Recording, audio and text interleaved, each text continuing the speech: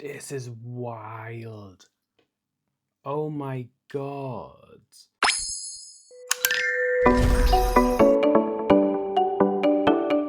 So I've been looking back on some of the videos of my YouTube journey, okay? Wow, some of them are very bad, like really bad quality-wise. And I think it was because when I had my laptop, like any other gadget I get, I always like dive into things. And I changed my display volume, my display settings to, I can't remember what it was, but I changed it. And that is one of the reasons why the images that come out very bad. Another reason though, and I can't ignore it, but it is this. This is the other reason. I hate it because I hate saying it because I love this camera. Like look at what I did with the Cypress vlogs, like with the planes and stuff. Certain things is really good for it, but you do not understand when I tell you how much footage I had to just chuck in the bin from this, because the only problem with this is it's not great in low light. And everyone, when I first got it, was saying how great it is in low light, that it's like a low light beast, all of this and that. And as you could tell from my last video, my first videos, it is anything but that. I hate to be the damper and the bearer of bad news to some of you, but the Pocket 3 is not good in low light. Which now, this has got me feeling a certain way, because this was so hyped up. It was so hyped up on the internet, and there's certain things of this that I absolutely love, and I don't think that I would be able to be without now, like the gimbal and all of this, etc., etc.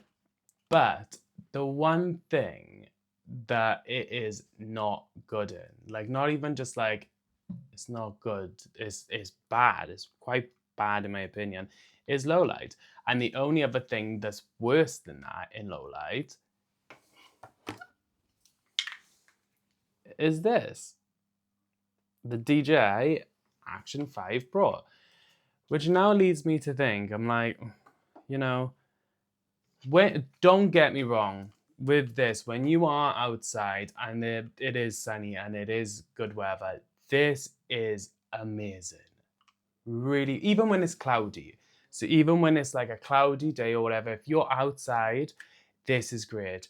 As soon as you go indoors, this just does not handle it very well at all. And this just can't handle it at all. It's just not great. I don't know why they called it a Pro, but whatever. But I think this is what we need to be careful as with people and with watching YouTubers and gadgets and stuff like that, is a lot of people get paid to make these videos and be sponsored by companies. Not saying that DJI is sponsoring people, which they definitely do. But what I'm saying is sometimes they just give them a free gift, and it's not like a sponsored and they're not paying them and it's not whatever. And because they give them the free gift, people are more inclined then to be like, oh yeah, this is great, this is the best product ever.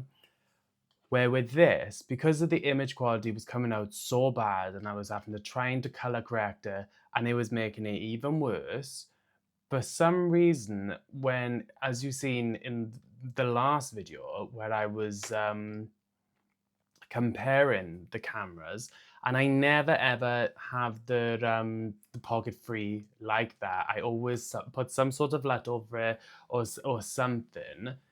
But when you're indoors and you try to do that, it makes it really, really, I don't know, it's like the contrast or something is just not right with it.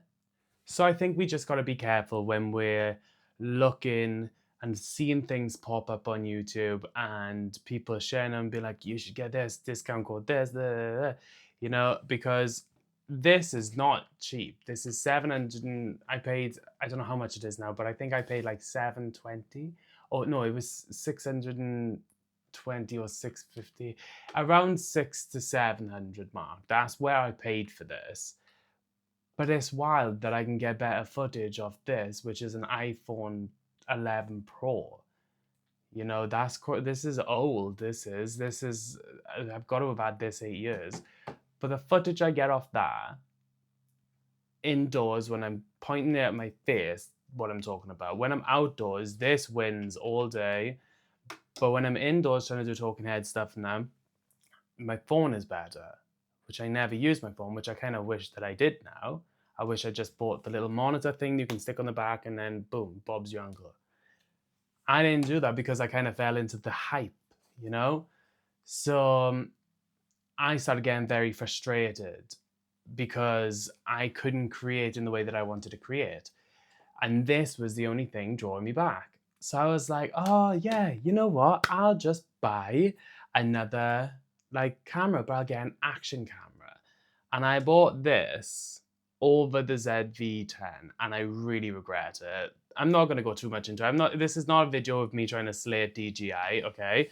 I'm just saying, because this is amazing. I love this camera, but only when it's in the right setting and when it's the right climate that you're in as well. Like, if you're in a sunny place, it's going to be a lot more quality better than if you're in a grey place. But this does perform well in Wales, which is very grey all the time. But it's only good when you're outside. This, on the other hand, not good at all. So if there's anything to learn from this video, don't follow the hype.